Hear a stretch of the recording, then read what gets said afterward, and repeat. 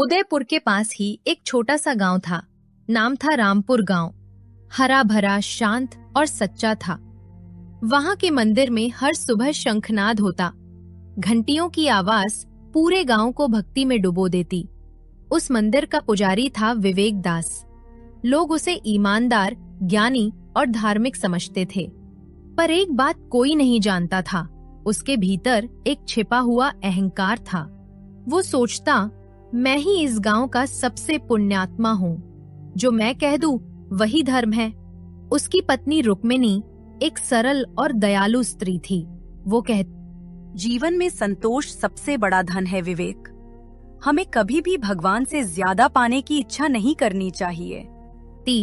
पर विवेक दास बस मुस्कुराकर कह देता, तुम स्त्रियां क्या जानो भाग्य क्या होता। पूजा पाठ मैं करता हूँ, पुण्य मैं कमाता हूँ। धन भी भगवान चाहे तो मेरे द्वार पर आएगा। एक दिन दोपहर को मंदिर में एक अमीर व्यापारी आया। नाम था लक्ष्मी नारायण सेठ। वो सोने के सिक्कों से भरी थैली लेकर आया था। पंडित जी, आज मैंने सोचा कि भगवान के चरणों में अपनी कमाई का एक भाग चढ़ाऊं। ये मेरा कर्तव्य है। विवेक दास की आंखें सिक्कों की चमक से जगमगा उठीं। धन्य हो सेठ जी। मक्त का दान भगवान का प्रसाद होता है। जो सच्चे मन से देता है उसे सदा सुख मिलता है। पंडित जी, भगवान सबका कल्याण करे। मैं तो बस उनका सेवक हूं। कहकर वो झोला रखकर चला गया। मंदिर में सन्नाटा छा गया। विवेक दास ने चारों ओर देखा। उसके भीतर लालच की लहर उठी। इतना धन भगवान के लिए, लेकिन मैं भी तो भगवान की सेवा करता हूं। अगर मैं थोड़ा सा अपने लिए ले लूं तो क्या बुरा। धीरे धीरे उसने एक मुट्ठी सोने के सिक्के निकाले, उन्हें कपड़े में बांधा और अपने वस्त्रों के नीचे छिपा लिया। वो मन ही मन बोला, भगवान को क्या जरूरत धन की, मुझे भी तो घर चलाना है। उसकी आंखों में पाप की चमक और भय की झलक साथ साथ थी।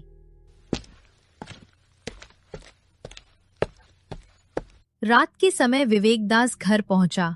रुक्मिणी ने देखा कि वो घबराया हुआ है। क्या हुआ जी? ऐसा क्यों लग रहा है कि कुछ छिपा रहे हैं?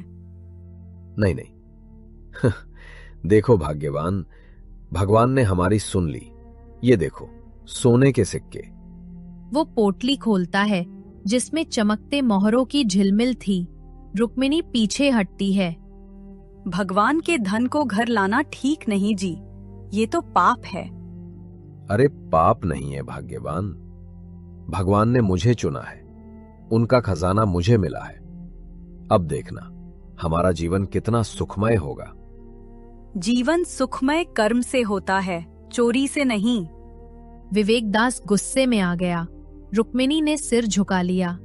उस रात दोनों ने गांव छोड़ने का निश्चय किया ताकि कोई उन्हें पकड़ न सके।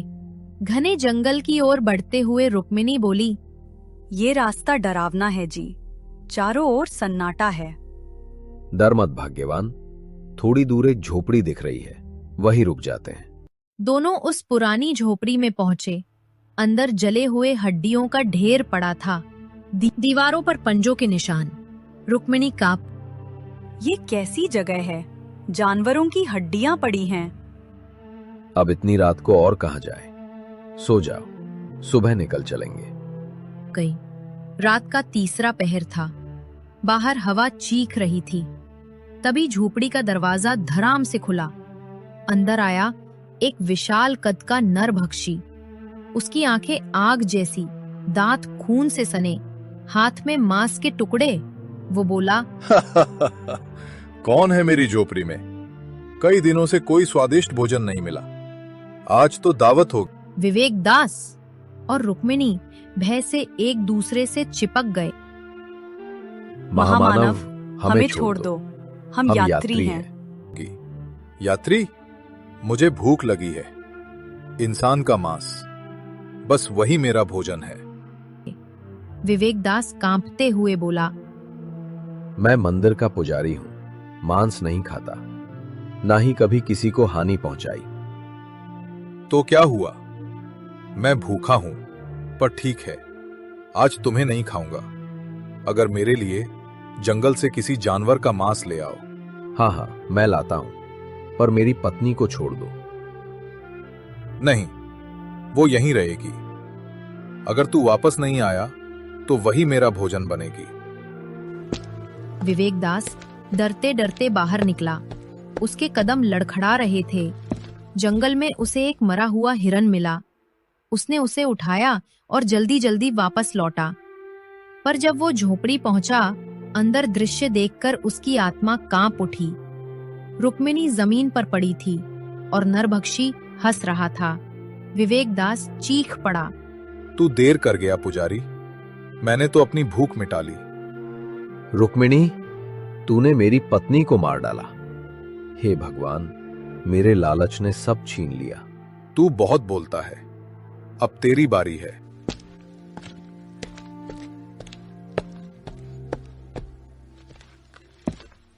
जंगल की ओर भागा। वो तब तक दौड़ता रहा जब तक उसके कदम जवाब नहीं दे गए। वो एक पुराने बरगद के नीचे गिर पड़ा। हे भगवान, मुझे क्षमा करो, मैंने पाप किया। मेरी पत्नी तभी आसमान में बिजली चमकी। बिजली के बीच से एक विशाल गरुड़ उतरा। गरुड़ की आवाज गूंजी। विवेक दास, जो लालच में डूबता है वो अपने प्रियजनों को खो देता है, पर जिसने अपने पाप को स्वीकार कर लिया वह मोक्ष पा सकता है। दोष थी गरुड़राज, मैं अपनी पत्नी को वापस चाहता हूं। मैं किसी भी परीक्षा के लिए तैयार हूं। तो जा उस गुफा में जहां देवराज तपस्वी ध्यानमग्न है, पर याद रख मार्ग कठिन है।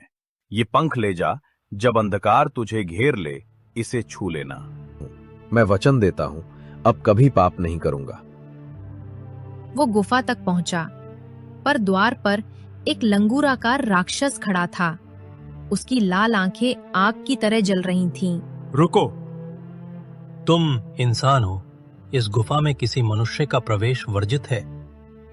मुझे देवराज से मिलना है, गरुड़राज ने भेजा है। अगर सच है तो तुम्हें परीक्षा देनी होगी। देखो देखो, ये दो रास्ते हैं, एक में उजाला है, एक में अंधेरा। सही रास्ता चुनो। उजाले का मतलब सुख, पर अंधेरा शायद सत्य वहीं छिपा है। मैं अंधेरा चुनता हूं। सही कहा। अंधेरे के बिना प्रकाश का मूल्य कौन समझे।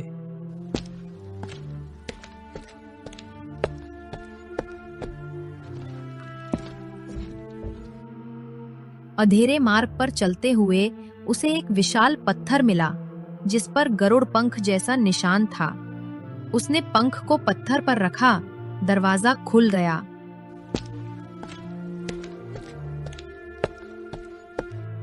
अंदर देवराज तपस्वी बैठे थे, गहरे ध्यान में। उनके चारों ओर प्रकाश का मंडल फैला था।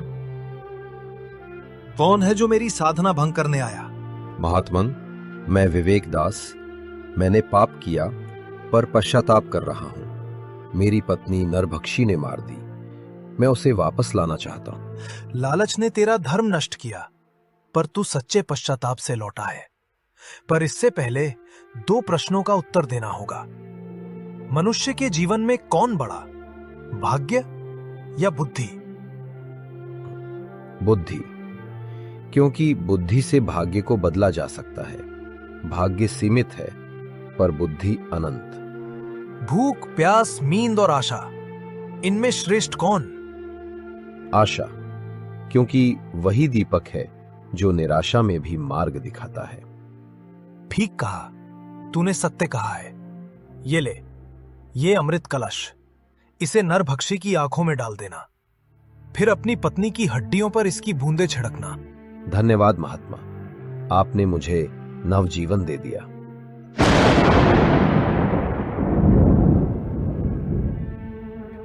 तो तू वापस आ गया पुजारी। अब क्या लाया है मेरे लिए?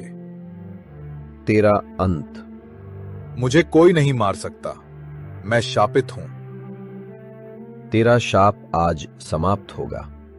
उसने कलश से कुछ बूंदें नरभक्षी की आंखों में डालीं। अचानक आग की लपट उठी। नरभक्षी तड़पने लगा और वो राख बनकर गिर गया। गरुड़राज बोले, पापी का अंत हुआ, अब अपनी पत्नी को जीवन दो। विवेकदास ने रुक्मिणी की हड्डियों पर अमृत डाला। धीरे धीरे उसकी देह बनने लगी, सांस लौटी, आंखें खुली। विवेक, तुम लौट आए? हाँ भाग्यवान, मैंने सब खो दिया, पर अब समझ गया लालच विनाश है। अगर पाप के बाद पश्चाताप सच्चा हो तो भगवान भी क्षमा कर देते हैं।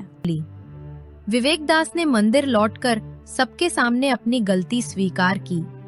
उसने धन लौटाया, गांव वालों से माफी मांगी। भाइयों, धन नहीं, धर्म कमाओ। अहंकार और लालच इंसान को शैतान बना देते हैं। विवेकदास अब सच्चे पुजारी हैं। जो अपने पाप को मान ले वही सबसे बड़ा भक्त। उस दिन से विवेकदास हर शाम मंदिर के सामने दीपक जलाकर यही प्रार्थना करता। हे प्रभु, हमें बुद्धि दो कि हम लालच से दूर रहें और आशा दो कि हम सद्गति के मार्ग पर चलें।